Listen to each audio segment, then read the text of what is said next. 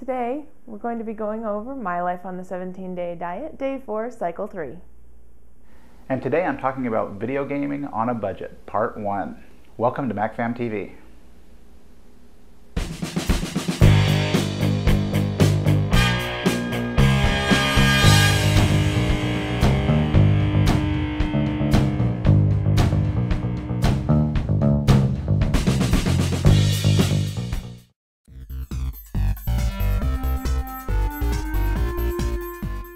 Hi! First of all, by way of explanation, I know you're missing my glasses. Just letting you know they are new enough that I feel like I can get away without them. They are currently carefully put away upstairs so I can put them on in the morning.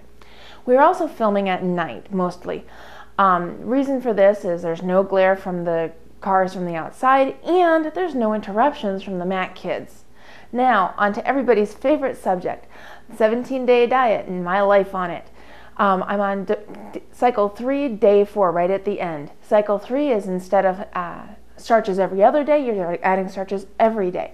I can go ahead and switch on to the next cycle if I'm done with my weight loss, but I'm not, so I'm going to go right back to cycle 1 on April 3rd. And at that point, Nick's going to join me, so it's going to be interesting to tailor the diet to him. I also have been ramping up my exercise. I've been using the Gazelle about 30 minutes a day, every day, or I'm trying to. I'm a little bit tired of it, but you know, it's working out. It makes it much better for me. Now, tips for those of you who want to join me. Drink the lemon water. I know drinking straight lemon water without any kind of sweetener is kind of lame, but do it anyway. It ramps up your system right in the morning and wakes you up. Also, I don't know about you, but I have a George Foreman grill, and right now it's my buddy. It's my new best friend. Could be yours too. I don't have to sit there and wait so long to eat my chicken or whatever I'm grilling if I have to bake it.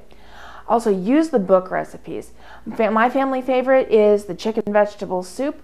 I also, that one, the kids are licking the pan and I've tripled the recipe. Second favorite is the sesame fish. I'm going to try that one tomorrow on chicken to see if it works. It's just like the same sauce. Bake it. It's really yummy.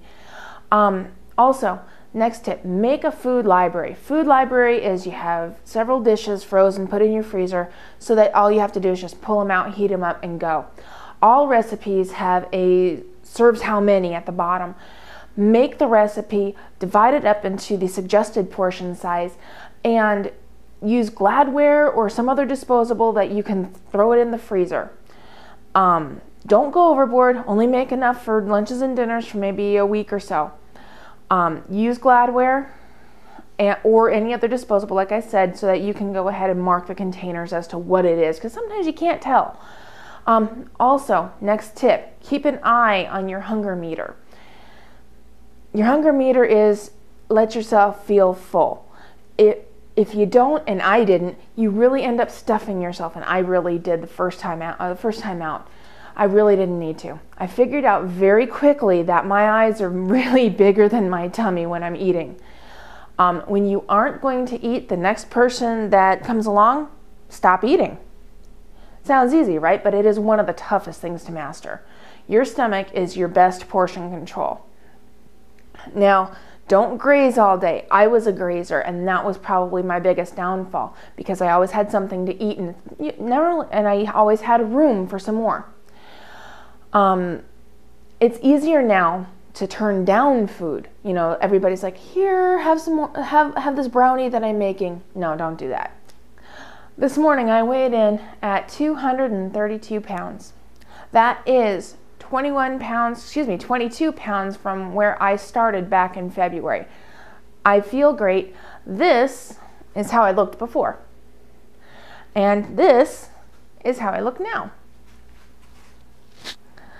I feel great, and it's really encouraging to see all the weight loss come off very quickly, and I'm able to keep it up. The whole program, the whole 17-day diet teaches you how to go and how to eat and how to portion control, and at this point, how to turn down all those extra brownies and snacks that people at work offer. Thanks a lot for watching, and congrats to Shay Carl for a successful debut in No Ordinary Family, and everybody else, tell all your friends about MacFam TV. Again, as Vic said, I will be joining her when she starts cycle 1. I'm not really looking forward to it. As you can tell, I like to eat. And granted, I've made some meals for her.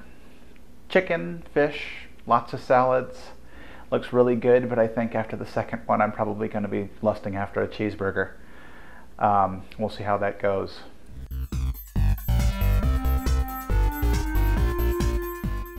With a family our size, everything has to be on a budget, and indulging a video game addiction on a budget can be kind of tricky.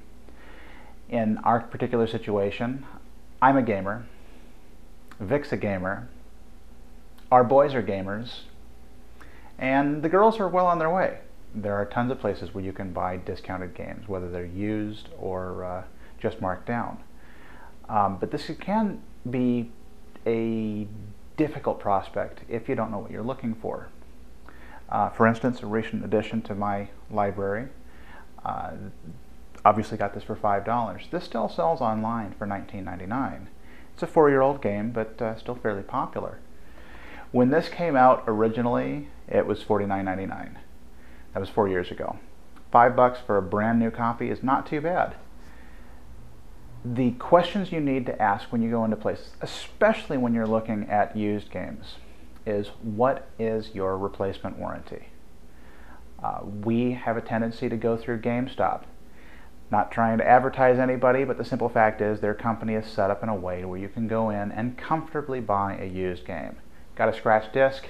No big deal. Take it back within the first 7 days, they'll swap you out for free. Not a lot that you can really ask for on top of that, as far as customer service and making sure that you get a reliable item. I will be bringing my boys in for an additional video later in the week, most likely, that will address their video game library.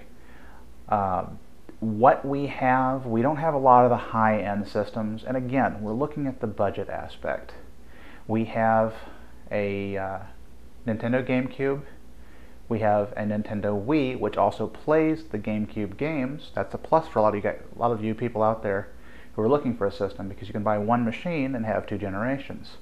Same thing is true with the PlayStation series. We have a PlayStation 2, which will also play the PlayStation 1 games. PlayStation 3, we don't have one, and part of that is because there's a lot of confusion with the PlayStation 3 systems. Not all PlayStation 3 machines can play PlayStation 2, or in that instance, PlayStation 1 titles at all, and it's just something odd with how Sony did the manufacturing.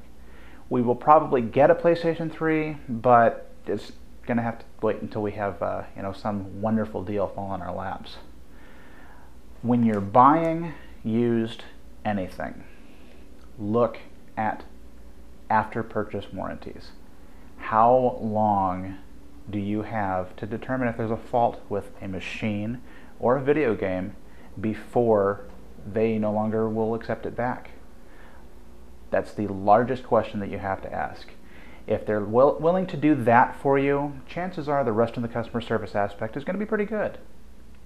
But aside from that, that's all I have for you right now. We will have another one coming up, as I said, with the boys concerning their video game library and the deals that they've managed to find in picking up some pretty good and very entertaining games. Thanks for watching MacFam TV, and we'll see you soon.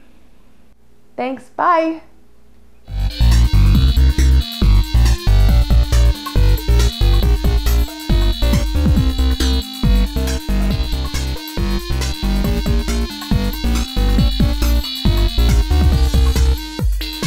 And today I'm tripping over my tongue.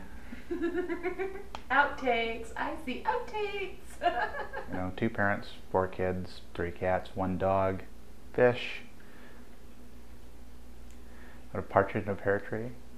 You're really helping me out here.